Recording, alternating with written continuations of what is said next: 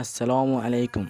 Mening ismim Nuriddin. Bugun men sizlarga mening ona yurtim O'zbekistonim haqida gapirib bermoqchiman.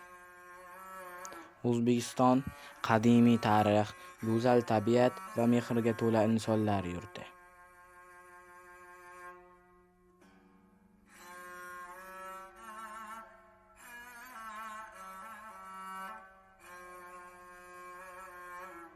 Bizning shaharlarimiz Samarqand, Buxoro va Xiva butun dunyoga mashhur. Har bir joyda go'zallik va tarix uyg'un yashaydi. Tog'larimiz, bog'larimiz, vodiylarimiz esa yurakka tinchlik bag'ishlaydi. Bu yurtning har bir go'shasi jannatning bir parchasi. Biz mehmondo'st xalqmiz.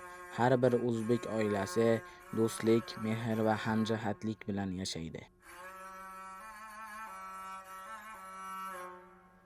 Meni tinglaganingiz uchun rahmat.